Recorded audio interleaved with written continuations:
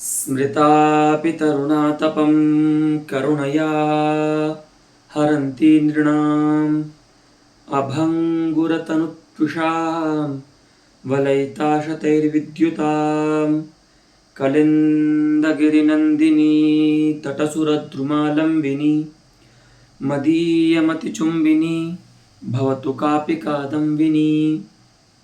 तत्र रसगंगाधरस्य पाठक्रमे द्वितीये आनने पाठः प्रवर्तते यत्र अविधावृत्तिं निरूपयित्वा प्राप्तावसरतया लक्षणावृत्तिं निरूपयन् पंडितराजः तस्य भेदमीमांसां वितनुते। तत्रैव गौणीसारोपायाः लक्षणायाः विषये अस्माकं विमर्शः जायते। तत्र गते पाठे अस्माभिः व्यामर्शि यत् चंद्र शब्दः यः विषयिणम् अर्थम् उपस्थापयति चंद्ररूपं तेनैव चंद्र शब्देन लक्षणया चंद्र सदृशार्थस्यापि उपस्थितिः भवति। स च चंद्र सदृशार्थः लक्षणया उपस्थितः यः अस्ति सः अभेदेन संसर्गेण मुखशब्देन प्रतिपादितेन मुखार्थेन सह अन्वयं लभते अन्वेति इति अस्माकं गते पाठे विचारः समजनि। अद्य पुनः अस्मिन् विषये केचन वादाः सन्ति, तान् वयं विचारपदवीम् आनयामः। अस्तु, अब ये प्रश्न होता है कि सदृश रूप जो धर्मी है उसमें लक्षणा मानने पर गौरव प्रसंग है, उसकी अपेक्षा यदि धर्म में लक्षणा मानी जाए तो लाघव होगा। और ऐसा धर्म जो है वो सादृश्य है ना। सदृश में जो रहने वाला धर्म है, चंद्र सदृश में रहने वाला जो धर्म है वो सादृश्य है, चंद्र निरूपित सादृश्य है। तो उस धर्म में ही क्यों लक्षणा न मानी जाए, ऐसा सोच करके कोई वादी कहता है। आज के पाठ की जो पहली पंक्ति है वो है सादृश्य रूप धर्म लक्षणायां तु तेन सह मुखादीनाम अन्वयो न स्यात्। अगर आप उस वादी का उत्तर दे रहे हैं, कोई अगर इस प्रकार से कहेगा कि सादृश्य रूप धर्म में ही लक्षणा क्यों ना मानी जाए, चंद्र शब्द की चंद्र सादृश्य में लक्षणा मानी जाए, चंद्र सदृश में लक्षणा मानने की आवश्यकता नहीं है। तादृशम वादिनम प्रति इह समाधत्ते। देखिए, सादृश्य रूप जो धर्म है उसमें लक्षणा मानने पर तेन सह मुखादीनाम अन्वयः न स्यात्, उस लक्ष्यार्थ के साथ जो अभेद संसर्ग हो रहा था अब तक वह मुख पदार्थ का नहीं होगा, क्योंकि चंद्र सदृश है मुख, चंद्र सादृश्य मुख नहीं है ना। तो अभेद संसर्ग जो नामार्थ, दो नामार्थों के मध्य में होता है, निपातातिरिक्त नामार्थयोः अभेदातिरिक्त संबंधः अवित्पन्नः, यह जो नियम है उस नियम के अनुसार इन दोनों अर्थों में, माने चंद्र पद लक्ष्यार्थ और मुख पदार्थ के मध्य जो अभेद संबंध हो रहा था वह अब बाधित हो जाएगा, क्योंकि सादृश्य शब्द जो है वह उसका जो अभेद है वो मुख पदार्थ के साथ बाधित है। तो क्यों, तो बोल रहे हैं कि नामार्थयोः अभेदातिरिक्त संसर्गेण विशेष्य विशेषण भावस्य अनुपपत्तिः। तो बोलते हैं कोई बात नहीं, स्वरूप संबंध से तो अन्वय हो ही जाएगा ना। भाई सादृश्य शब्द, सादृश्य पदार्थ जो है वह स्वरूप संबंध से तो रहेगा ही मुख पदार्थ में। तो अभेदातिरिक्त अभेद संबंध से अन्वय नहीं होता है तो ना हो, है ना। लक्ष्यार्थ का मुख पदार्थ के साथ स्वरूप संबंध से अन्वय मान लीजिए, है ना, तब भी अन्वयी तो बन ही जाएगा। तो कहते हैं नहीं, ऐसा नहीं है। यह जो विशेष्य विशेषण भाव है वह अनुपपन्न हो जाएगा। कब? तब जबकि आप इन दोनों अर्थों का संबंध अभेद से अतिरिक्त कोई मानेंगे तो। जब अभेद संबंध मानेंगे तभी इनका जो विशेष्य विशेषण भाव है वह व्युत्पन्न होगा। ठीक है, जैसे गंधवती पृथ्वी, यहाँ पर गंधवत भिन्ना पृथ्वी, इस प्रकार का अभेद संबंध से यहाँ पर अन्वय होता है गंधवत पदार्थ का पृथ्वी पदार्थ के साथ। तभी जो है गंधवत पदार्थ और पृथ्वी पदार्थ का जो विशेष विशेषण भाव है वो उपपन्न होता है। उसी प्रकार से यहाँ पर भी अगर आप अभेद संबंध से बोध नहीं मानेंगे तो अभेद संबंध से बोध नहीं होने के कारण जो चंद्र पदार्थ लक्ष्यार्थ का मुख पदार्थ के साथ अभेद विशेष विशेषण भाव है वो अनुपन्न हो जाएगा। इसीलिए हम धर्म में लक्षणा नहीं मान सकते, हमको सदृश रूप जो धर्मी है उसी में लक्षणा माननी होगी। फिर कहते हैं ननु एवं सति बोधवैलक्षण्यात्, बोधावैलक्षण्यात् माने बोधस्य अवैलक्षण्यात् बोधः विलक्षणः न भवति। अतः बोधगतं यद् अवैलक्षण्यमस्ति तस्मात् चंद्र सदृशं मुखम् इत्युपमातः मुखचंद्र इति रूपकस्य कथं भेदः।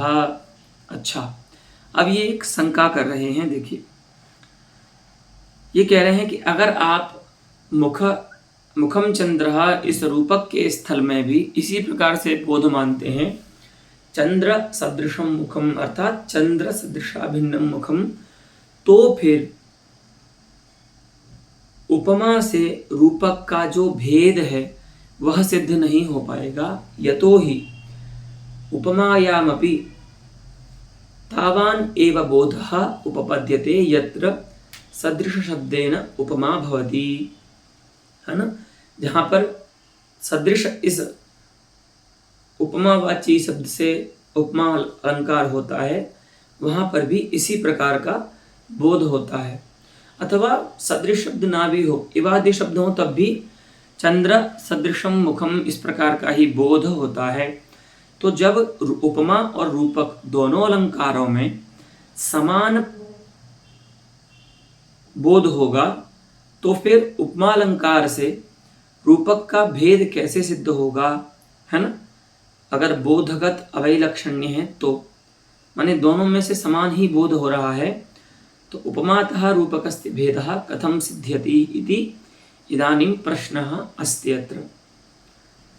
तो अगर कहेंगे आप कि सदृश विशेषण चंद्र संबंध असंबंधाभ्याम जो बोध का वैलक्षण्य है वो कैसे हो जाएगा, क्योंकि देखिए उपमा स्थल में क्या होता है, सदृशार्थ में जो विशेषण है चंद्र, उसका जो प्रतिपादक शब्द है ना, वह भिन्न होने के कारण चंद्र शब्द का वहां पर अभेद जो है वह संबंध जो है वो वाच्य है ना, शब्द के द्वारा कहा गया है। क्योंकि उपमा में क्या बोला जाएगा, चंद्र इव मुखम, तो यहाँ पर चंद्र पद जो है वह पृथक उपात्त होने के कारण इवार्थ जो सदृश अर्थ है इव शब्द का, उसमें चंद्र शब्द जो चंद्र जो विशेषण बन रहा है उसका संबंध वाच्य है ना। वहां पर वो संबंध जो है वो है, संसर्ग मर्यादा से भाषित हो रहा है। और रूपक में क्या हो रहा है कि चंद्र का जो संबंध है सदृशार्थ में वह संसर्ग मर्यादा से भाषित नहीं हो रहा है। क्यों? क्योंकि वह तभी भाषित होता जब चंद्र रूपार्थ और सदृश रूप अर्थ दोनों अलग अलग पदों के द्वारा उपस्थापित होते। लेकिन रूपक स्थल में क्या होता है, चंद्र शब्द से ही चंद्र तत्सदृशार्थ उभयार्थ की उपस्थिति होने के कारण इन दोनों का जो अभेद संबंध है वह संसर्ग मर्यादा से भाषित नहीं होगा।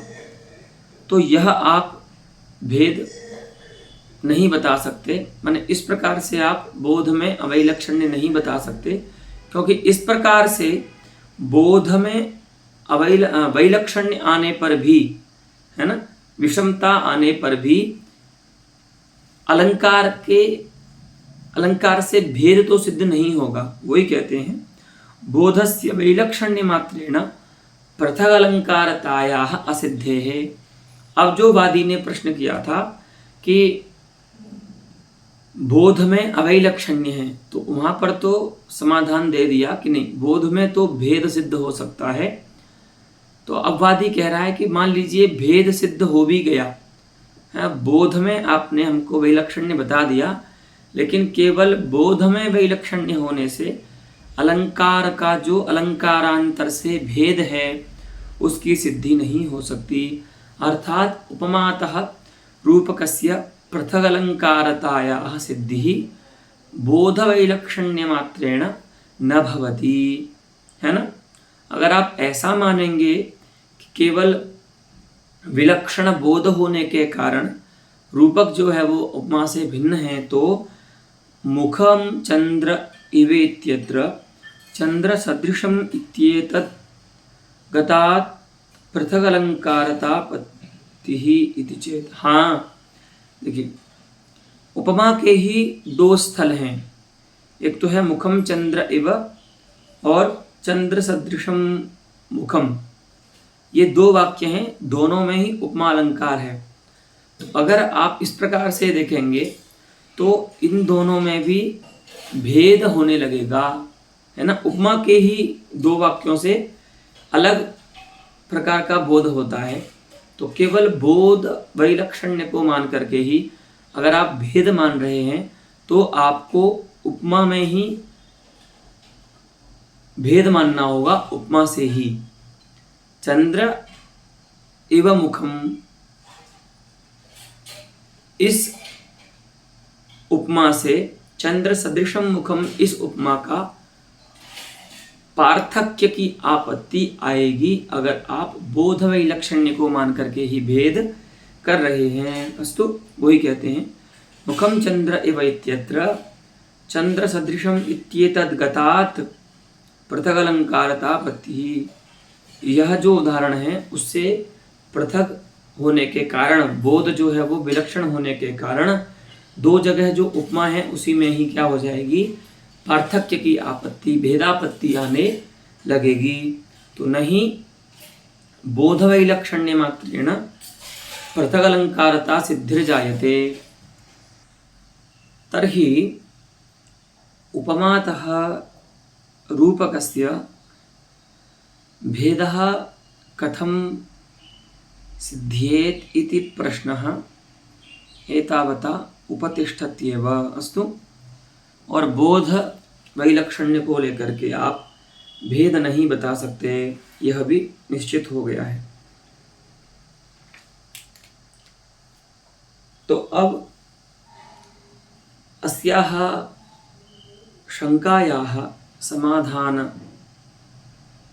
समाधानं प्रस्तोतुम् अत्र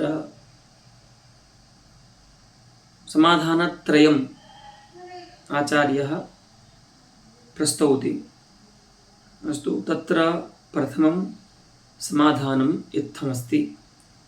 अत्र केचित् रूपकस्य उपमातः स्वरूप संवेदनांशमादाय अवैलक्षण्येपि लक्षणाफलीभूत ताद्रूप्य संवेदनमादाय वैलक्षण्यं निर्बाधम।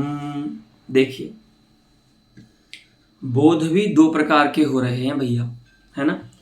एक बोध है जिसमें केवल स्वरूप संवित्ति हो रही है, हाँ, और दूसरा जो लक्षणा का प्रयोजन रूप ज्ञान है, जिसको आप व्यंग्य मानते हैं काव्यशास्त्री, है ना, वह जो लक्षणा का प्रयोजन रूप फलीभूत जो ताद्रूप्य संवित्ति है ना, चंद्र ताद्रूप्य जो प्रतीति है मुख में, वह तो उपमा में नहीं हो सकती। तो ताद्रूप्य प्रतीति रूप अंश जो है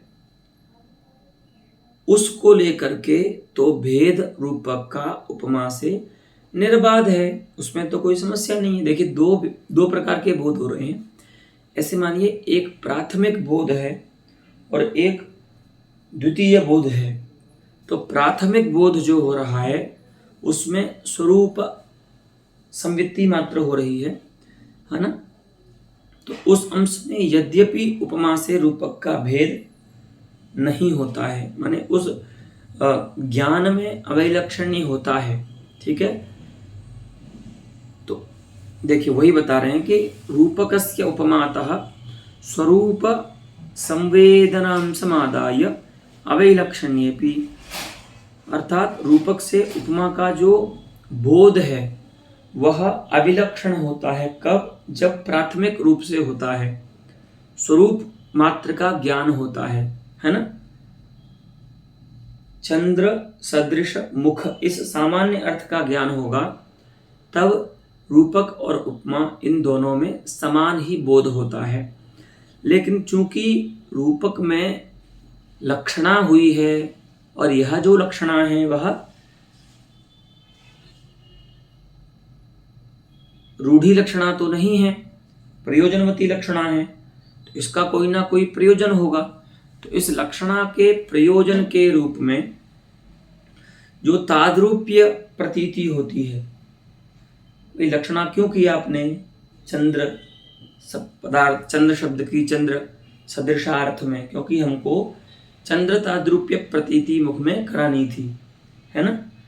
तो इसीलिए उस प्रयोजन के चलते द्वितीय जो बोध होता है उसके कारण तो उपमा से रूपक का भेद सिद्ध हो ही जाएगा, क्योंकि यह जो ताद्रूप्य प्रतीति है वह उपमा में नहीं होती है, रूपक में ही उसका अवकाश है। क्योंकि रूपक में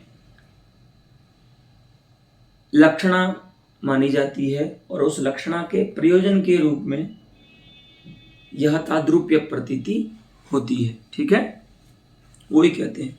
अब कह रहे हैं कि ताद्रूप्य संवेदन का क्या अर्थ है? तो कहते हैं ताद्रूप्य संवेदनम च विषये मुखादौ विषयिता वच्छेदकस्य चंद्रत्वादेः। देखो, किसी का आरोप किसी पर हो रहा है तो आरोप्यमाण जो है उसको हम विषयी भी कहते हैं। ठीक है, तो उस विषयी में रहेगी विषयिता, और उस विषयिता का वच्छेदक जो धर्म होगा वो आरोप्यमाणगत कोई धर्म होगा। तो यहाँ पर चंद्र का आरोप मुख पर कर रहे हैं तो विषयी पदार्थ हो गया चंद्र पदार्थ, विषयिता रहेगी चंद्र में, और चंद्रगत जो चंद्रत्वादि धर्म है उनको हम मानेंगे विषयितावच्छेदक। माने आप चंद्र को जिस रूप में विषयी मान रहे हैं आरोप का, वह धर्म चंद्रगत वह धर्म तन्निष्ठ विषयिता का वच्छेदक हो जाएगा, है ना। येन रूपेण चंद्रः अत्र विषयी भवति आरोपस्य सह धर्मः चंद्रगतः तन्निष्ठायां विषयितायाम् अवच्छेदको भवति। अयं नियमः अस्ति। अतः विषयितावच्छेदकः धर्मः कः अस्ति अत्र? चंद्रत्वम। ठीक है, वही कह रहे हैं विषयितावच्छेदकस्य चंद्रत्वादेः संप्रत्ययः। भैया अगर कोई पूछे आपसे कि रूपक में आप लोग जो ताद्रूप्य प्रतीति ये एक जो गान करते हो वो ताद्रूप्य प्रतीति वस्तुतः है क्या? तो ये कह रहे हैं ताद्रूप्य प्रतीति माने मुख पदार्थ में चंद्रत्वादि का ज्ञान होना, संप्रत्यय होना ही ताद्रूप्य प्रतीति है, जो कि उपमा में नहीं होती है। वैसे हम सामान्य रूप से कभी भी उपमा या रूपक के बारे में बोलते हैं तो यही बोलते हैं, स्थूल जो उनका भेद है कि देखिए उपमा जब वक्ता प्रयोग करता है अपने वाक्य में तो उसको सादृश्य मात्र विवक्षित होता है ना। किसी उपमान पदार्थ का केवल सादृश्य विवक्षित होता है किसमें, किसी उपमेय में, किसी प्रस्तुत पदार्थ में, तो वह वक्ता उपमा अलंकार का आश्रय लेता है। लेकिन जब उसको अतिशयेन सादृश्य बताना हो, है ना, अतिशयेन सादृश्य माने अभेद रूप ही हो जाता है, वो ताद्रूप्य ही हो जाता है। तो जब उसको ताद्रूप्य बताना हो, है ना, अतिशयेन अभेद बताना, अतिशयेन सादृश्य बताना हो, तब वह रूपकालंकार का प्रयोग करता है। तो यह जो स्थूल भेद है वो यही है कि सादृश्य मात्र की विवक्षा में उपमालंकार का प्रयोग करते हैं कभी, और अतिशयेन सादृश्य जो कि ताद्रूप्य रूप होता है वह जब विवक्षित होता है तो रूपकालंकार का प्रयोग अलंकार शास्त्री करते हैं। तावान कश्चित पंथाः अस्ति रूपकोपमयोः प्रयोगस्य अस्तु तदेव। तो वही कहते हैं कि भैया ताद्रूप्य प्रतीति जो है वह उपमा में नहीं होती है। अच्छा, यहाँ पर एक और बात ये समझने की है, ताद्रूप्य प्रतीति क्यों नहीं हो सकती उपमा में? क्योंकि देखो यहाँ पर भी ताद्रूप्य प्रतीति शक्ति अथवा लक्षणा से नहीं हो रही है ना। यहाँ पर भी जो ताद्रूप्य प्रतीति हो रही है, सर्वथा अभेदाध्यवसाय जो हो रहा है वह शक्ति या लक्षणा से नहीं हो रहा है, वो व्यंजना से हो रहा है ना। और उपमा में इस प्रकार से अब व्यंजना क्यों आ रही है? तो लक्षणामूला व्यंजना आ रही है। अच्छा, यही जो लक्षणामूला व्यंजना है, अब कोई ये भी तो कह सकता है ना कि उपमा में भी इस प्रकार से ताद्रूप्य प्रतीति मान लीजिए व्यंजना से। तो भैया ये देखना होगा कि व्यंजना जो है यहाँ पर वो लक्षणामूला व्यंजना है, और उपमा में लक्षणा का ही अवकाश नहीं है, तो तन्मूला व्यंजना कैसे आएगी? क्यों नहीं है अवकाश? क्योंकि उपमा के स्थल में सादृश्य अथवा सदृश रूप अर्थ को कहने के लिए पृथक पद का उपादान होता है। यहां पर भी देखो, चंद्र सदृशम मुखम अथवा चंद्र इव मुखम, मुखम चंद्र इव, ऐसे प्रयोग होते हैं उपमा में। तो क्या यहाँ पर सदृश अर्थ का जो सदृश अर्थ की जो उपस्थिति है वह लक्षणा से करने की आवश्यकता है क्या? नहीं है, क्योंकि उसके वाचक या तो वान अर्थ के वाचक शब्द यहाँ पर प्रयुक्त होते हैं, इसीलिए यहाँ पर लक्षणा का ही अवकाश नहीं है।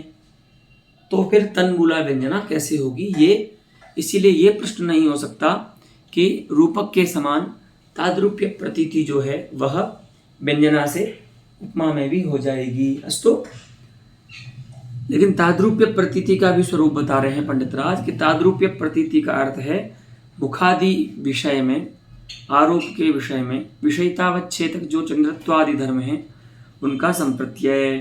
ठीक है, तो इस प्रकार से द्वितीय बोध में चरम जो बोध हो रहा है उस बोध में तो माने उस बोध को लेकर के तो उपमा से रूपक का भेद जो है वो सर्वथा सिद्ध होता है। ठीक है, वैलक्षण्यम तो निर्बाधम कस्य रूपकस्य कस्मात् उपमातः। अस्तु, ननु लक्षणा प्रयोज्यादपि तत्सदृशबोधात् कथम नाम ताद्रूप्य प्रत्ययः स्यात्, है ना।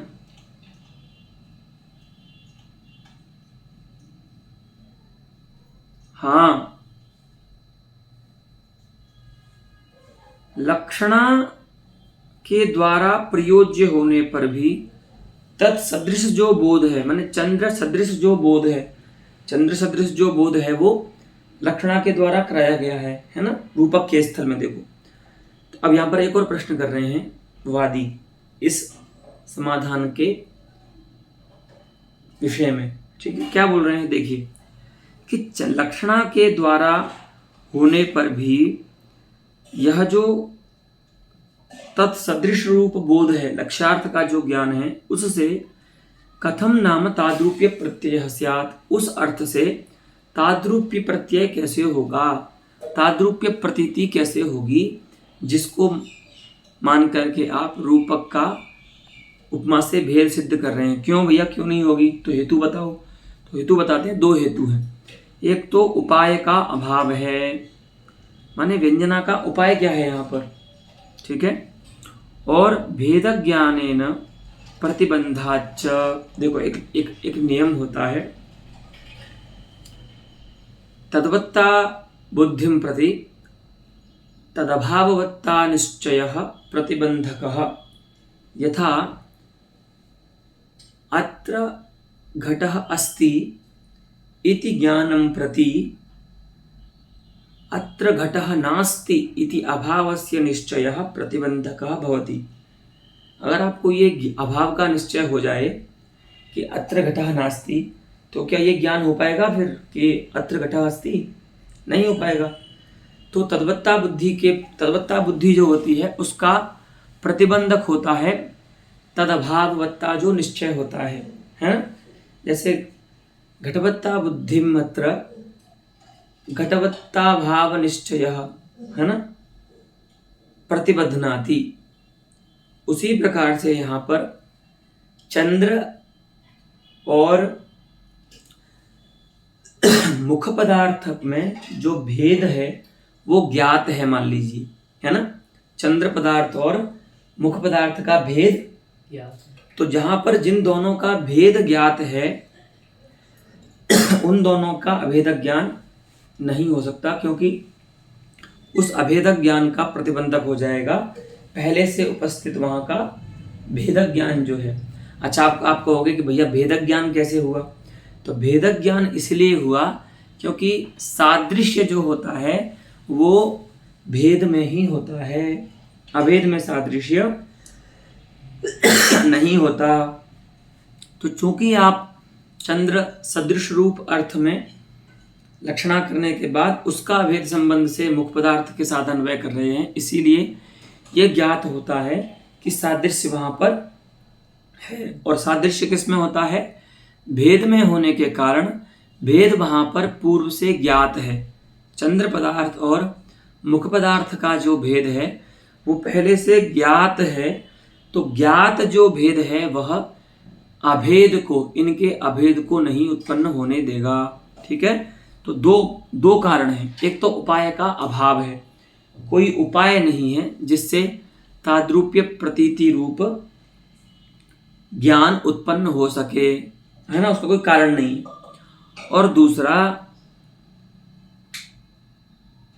हो भी जाए मान लीजिए उपाय आप बता भी दो, तब भी चंद्र और मुख के बीच में जो भेदक ज्ञान है वह भेदक ज्ञान जो है उन दोनों के अभेद का प्रतिबंध कर देगा, उसको नहीं होने देगा, ठीक है, क्योंकि वो नियम है, ठीक है। तद्वत्ता बुद्धिं प्रति तदभाववत्ता निश्चयस्य प्रतिबंधकत्वात्, ये नियम भी है। तो इन दो हेतुओं के कारण आप यहाँ पर इस समाधान जो आप बता रहे हैं कि द्वितीय बोध को लेकर के, ताद्रूप्य प्रतीति रूप जो द्वितीय बोध है उसको लेकर के हम रूपक से उपमा का भेद जो है वो सिद्ध कर देंगे, ऐसी बात भी नहीं है, क्योंकि ताद्रूप्य प्रतीति ही जो है वो होगी ही नहीं, क्योंकि उसका एक तो कोई उपाय नहीं है, है ना, उपायाभावे उपेयस्याप्य भावः, है ना। और उपाय कदाचित मिल भी जाए तो दूसरा भी उसमें हेतु है कि अभेदक ज्ञान जो है उसका प्रतिबंधक हो जाएगा चंद्र और मुख का जो भेदक ज्ञान है। अस्तु, तो कहते हैं इति चेत मैवम, ऐसा तो नहीं कहना चाहिए, ठीक है, कि कोई उपाय नहीं है अथवा भेदक ज्ञान जो है वो प्रतिबंधक हो जाए। क्यों?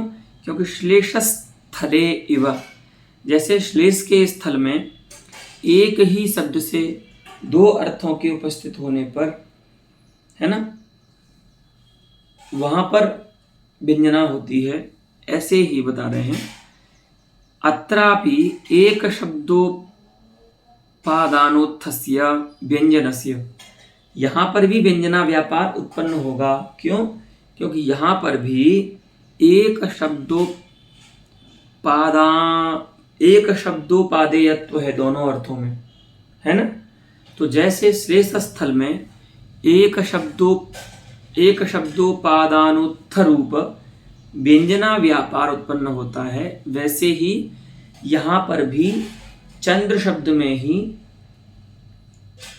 है ना, चंद्र और तत्सदृश रूप अर्थ को उपस्थित कराना जो है इष्ट, वही यहाँ पर व्यंजना का उपाय है। ठीक है, श्लेष स्थल के समान। तो इसलिए उपाय तो मिल गया। तस्य व्यंजनोपायस्य तथा व्यंजनस्य उपायत्वात्, तो व्यंजना का उपाय क्या हो गया? एक शब्द से दो अर्थों की उपस्थिति कराना। ठीक है। और दूसरा आपने हेतु दिया था कि प्रतिबंध्य हो जाएगा। ताद्रूप्य प्रतीति रूप जो द्वितीय बोध है वह क्या हो जाएगा? प्रतिबद्ध हो जाएगा, माने इसको रोक देगा। कौन? भेद ज्ञान जो है।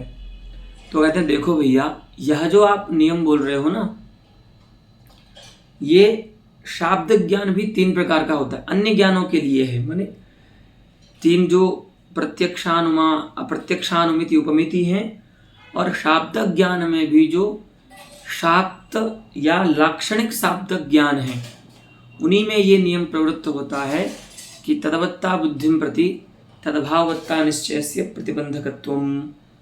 वैयंजनिक बोध में कोई प्रतिबंधक नहीं होता। ठीक है। व्यंजना वृत्ति का ऐसा सामर्थ्य है कि उससे हम जो बोध करते हैं, उस बोध के प्रति कोई व्यंजक, कोई भी ज्ञान प्रतिबंधक नहीं होता, चाहे वो तद्भावत्ता निश्चय रूप ही क्यों न हो। भले आपको अत्र घटः नास्ति, इस प्रत्यक्ष, यह जो प्रत्यक्ष हुआ, और अथवा किसी ने आपको बोला इस ज्ञान, शाब्दिक ज्ञान हुआ, तो भले इस ज्ञान का आपको, माने ये ज्ञान हो जाए, माने बाध निश्चय हो जाए आपको, है ना, अभाव निश्चय हो जाए, लेकिन फिर भी अगर व्यंग्य के रूप में वहाँ पर घटवत्ता बुद्धि हो रही है, व्यंजना व्यापार से वहाँ पर आपको घटवत्ता ज्ञान हो रहा है, तो उस ज्ञान का कोई प्रतिबंधक ज्ञान नहीं हो सकता। माने उस पहले ज्ञान से, अभावक ज्ञान से वैयंजनिक घटवत्ता ज्ञान का प्रतिबंध नहीं होगा। वही कह रहे हैं कि वैयंजनिक बोधस्य बाध बुद्ध्य प्रतिबद्धत्वाच्च, वैयंजनिक बोध जो होता है वह बाध बुद्धि के द्वारा अप्रतिबद्ध होता है, बाधक ज्ञान के द्वारा। देखो ये दोनों ज्ञान ही है। प्रतिबंधक जो है, बाध बुद्धि जो है वो भी, माने बाधक जो है वो भी एक बुद्धि है, ज्ञान है, और प्रतिबद्ध जो है वो भी एक ज्ञान है। इसीलिए बोल रहे हैं कि वैयंजनिक बोधस्य बाध बुद्ध्य प्रतिबद्धत्वाच्च, यहाँ पर तृतीया समास करना होगा। बाध बुद्ध्या अप्रतिबद्ध्यः बाध बुद्ध्य प्रतिबद्ध्यः, तस्मात् बाध बुद्ध्य प्रतिबद्धत्वाच्च, है ना। वैयंजनिक बोध जो होता है वह बाधक ज्ञान के द्वारा अप्रतिबद्ध होता है, उसका कोई भी ज्ञान जो है वो प्रतिबंध नहीं कर सकता। इसीलिए आपकी जो दोनों हेतु हैं कि एक तो व्यंजना का उपाय नहीं है, और दूसरा भेदक ज्ञान जो है वो अभेदक ज्ञान का प्रतिबंधक हो जाएगा, तो दोनों ही आपकी बातें असिद्ध सिद्ध होती हैं। अस्तु, अतः अनेन समाधानेन रूपक उपमातः रूपकस्य वैलक्षण्यं सिद्ध्यति इति एतावता विमर्शेन सिद्धम।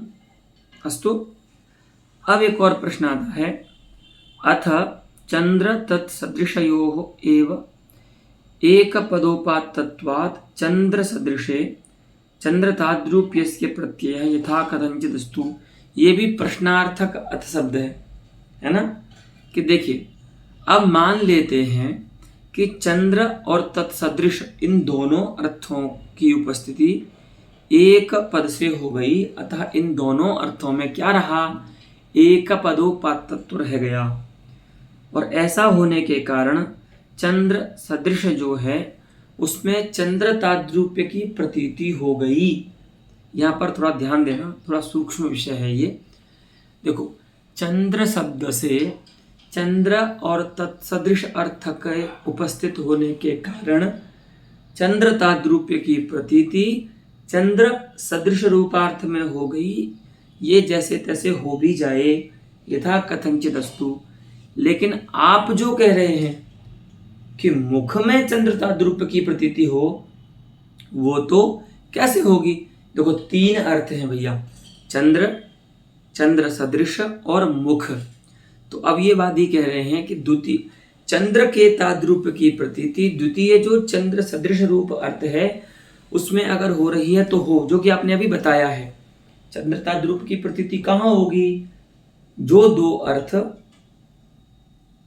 एक ही शब्द के द्वारा कहे जाएं, वहां पर व्यंजनावृत्ति से द्वितीय अर्थ में प्रथम अर्थ के ताद्रूप्य की प्रतीति हो सकती है। वही कह रहे हैं कि चंद्र तत्सदृशयोः एव एक पदोपात्तत्वात् चंद्र सदृशे चंद्र ताद्रूप्यस्य प्रतीतिः प्रत्ययः यथा कदंचिदस्तु न तो मुखत्व विशिष्टे मुखे।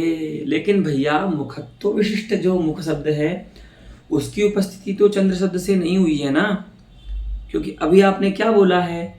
जिन दो अर्थों में एक शब्दोपात्तत्व रहेगा उन्हीं दो में ताद्रूप्य की प्रतीति, एक के ताद्रूप्य की प्रतीति दूसरे में हो सकती है।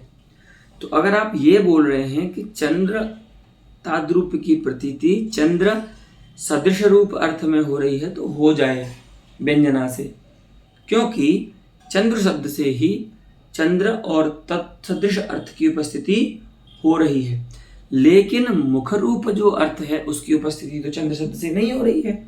और आप बोध क्या कर रहे हो? चंद्र ताद्रूप की प्रतीति। आपने जो बोला ना, मुखादौ विषयितावच्छेदकस्य संप्रत्ययः ताद्रूप्य संवेदनम, वो कैसे होगा? माने मुखादि में विषयी ताद्रूप्य की प्रतीति तो असंभव है, ऐसा कोई वादी इसी समाधान में अब द्वितीय प्रश्न कर रहा है। अनुभव सिद्धस्य सर्वेषां वक्त्रे चंद्रमसि स्थिते किमपरः सीतां सुरुज्जृम्भते इत्यादौ विषये विषयिताद्रूप्यस्य प्रतीतिः। लेकिन इति सत्यम, फिर भी विषय में विषयी ताद्रूप्य की जो प्रतीति है उसका ज्ञान सभी के अनुभव में भी आता है। ये बात भी सत्य है ना, कि जब यहाँ पर मुख रूप चंद्र पहले से स्थित था तो द्वितीय चंद्र की जो सीतांशु है उसके उज्जृंभण की क्या जरूरत थी? कोई नायिका के मुख को देख करके नायक चंद्र के उदय को निष्फल बता रहा है। चंद्रोदय से नैष्फल्यम कश्चित विवक्षति, कि नायिका का मुख रूपी चंद्र जब यहाँ पर है उपस्थित, तो इस द्वितीय चंद्र की अपरः सीतांशु किम उज्जृंभते, माने व्यर्थमस्ति। ऐसा यहाँ पर विषय में विषयी के ताद्रूप्य का जो ज्ञान है वो भी अनुभव सिद्ध है, ये सत्य है। लेकिन अब यहाँ पर समाधान दे रहे हैं कि स्व ताद्रूप्य वद भेद बुद्धिया स्वताद्रूप्यस्य सुबोधतया तस्मिन्नपि तस्य सिद्धे। हाँ देखिए, आप यहाँ पर इसका अपलाप, प्रतीति का अपलाप तो नहीं कर सकते ना कि चंद्र ताद्रूप्य की प्रतीति मुख में नहीं होती है। क्यों? क्योंकि वक्त्रे चंद्रमसि स्थिते किमपरः सीतांशुरुज्जृम्भते, इस वाक्य में मुख में चंद्र ताद्रूप्य की प्रतीति जो है वो सबके अनुभव में आ रही है, सबकी प्रतीति का विषय बन रही है। तो नहीं अनुभवः अपलपितुम शक्यः, है ना, प्रतीति का अपलाप नहीं कर सकते आप सिद्धांत के बल से। तो यहाँ पर जो मुख में चंद्र ताद्रूप्य की प्रतीति हो रही है वो करनी तो है ही, लेकिन आपके नियम के अनुसार चंद्र ताद्रूप्य की प्रतीति किसमें हो सकती है? चंद्र सदृश में ही हो सकती है, मुख में नहीं हो सकती। तो कह रहे नियम बता रहे हैं कि स्वताद्रूप्यवत अभेद बुद्धिया स्वताद्रूप्यस्य सुबोधतया तस्मिन्नपि तस्य सिद्धेः। हाँ, अगर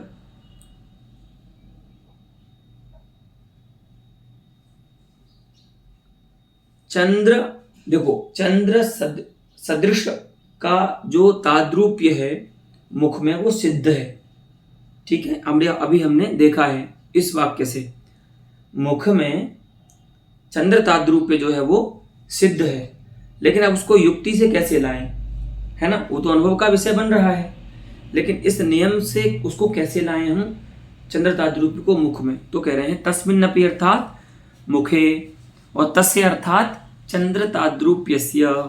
ये आपको दोनों शब्दों का अर्थ लेना है।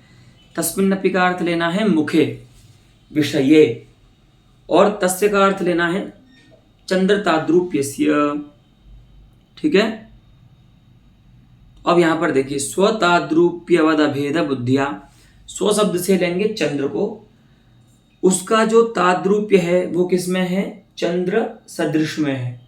तो स्वताद्रूप्यवद कौन हो गया, चंद्र सदृश हो गया, और चंद्र सदृश के साथ अभेद ज्ञान है ही किसका, मुख का। चंद्र सदृशा भिन्नम मुखम, ये जो अभेद ज्ञान है चंद्र सदृशार्थ का मुख के साथ, उस अभेद ज्ञान से चंद्र ताद्रूप्य भी जो है वह सुबोधतया तस्मिन्नपि तस्य सिद्धे है। देखो चंद्र ताद्रूप्यवान जो चंद्र सदृश रूप अर्थ है, उस चंद्र सदृश का मुख के साथ अभेद होने के कारण जो चंद्र ताद्रूप्य है वो भी सुबुद्ध हो जाएगा, किसमें, मुख में। उसमें एक नियम बताते हैं, ये टीकाकार बताते हैं।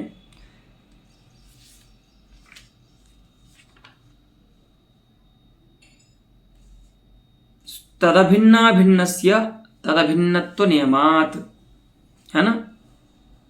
तदभिन्नाभिन्न जो है वह तदभिन्न से अभिन्न होता है, अर्थात यदि मुख पदार्थ चंद्र सदृश रूप अर्थ से अभिन्न है तो फिर चंद्र सदृश से जो अभिन्न चंद्र पदार्थ है उससे भी मुख पदार्थ अभिन्न होगा। अरे भाई, कोई पदार्थ, मान लीजिए 3 पदार्थ हैं, ठीक है, प्रथम पदार्थ, द्वितीय पदार्थ और तृतीय पदार्थ, ये नाम है तीनों पदार्थों के। तो अगर तृतीय पदार्थ द्वितीय पदार्थ से अभिन्न है, जो कि हमने ये जाना, अब यहाँ पर तृतीय पदार्थ के जगह पर रखना आप मुख पदार्थ को, द्वितीय पदार्थ के स्थान में रखना चंद्र सदृश पदार्थ को, और प्रथम पदार्थ में रखना चंद्र पदार्थ को। तो अगर तृतीय पदार्थ द्वितीय पदार्थ के साथ अभिन्न है, उसका अभेद है, और द्वितीय पदार्थ का प्रथम पदार्थ से अभेद है, तो तृतीय पदार्थ का प्रथम पदार्थ से अभेद होगा कि नहीं होगा, होगा ही, है ना। तो वही कह रहे हैं तदभिन्नाभिन्नस्य, है ना, माने चंद्र सदृशा भिन्ना भिन्नस्य, चंद्र भिन्ना भिन्नस्य, चंद्राभिन्न कौन हो गया, चंद्र सदृश, उससे अभिन्न कौन हो गया, मुख, ठीक है। तो यहां पर तत्शब्द से लेना है मुख पदार्थ, चंद्र पदार्थ को। चंद्राभिन्न हो गया चंद्र सदृश, और उससे अभिन्न हो गया चंद्र, ये मुख पदार्थ। तो चंद्राभिन्ना भिन्नस्य मुखस्य तदभिन्नत्व नियमात्, अर्थात चंद्राभिन्नत्व नियमात्, यही बताना है। इसीलिए चंद्र ताद्रूप्य की प्रतीति भी मुख पदार्थ में होने में कोई बाध नहीं है, वही बता रहे हैं। स्वताद्रूप्य पदभेद बुद्धिया स्वताद्रूप्यस्यापि सुबोधतया तस्मिन्नपि तस्य सिद्धेः, अर्थात मुखादौ अपि चंद्रताद्रूप्यस्य सिद्धेः इत्याहुः। अस्तु, एवं प्रथमं समाधानम् एतावता सिद्धम्। येन उपमातः रूपकस्य वैलक्षण्यम् इत्थं साधितं यत् यद्यपि प्राथमिकः बोधः उपमारूपकयोः समानः भवति, तथापि द्वितीयः लक्षणायाः प्रयोजनरूपः यः ताद्रूप्य प्रतीतिरूपः बोधः भवति, स बोधस्तु केवलं रूपकालङ्कारे भवति, न तु उपमायामतः उपमातः रूपकस्य सुतरां भेदः अस्ति इति अनेन समाधानेन निश्चेतव्यम्। अस्तु, अत्रैव अद्यतनपाठस्य समाप्तिर्भवति। पुनः अस्मिन्नेव विषये समाधानान्तरस्य आगामिनि पाठे चर्चां विधास्यामः। अस्तु।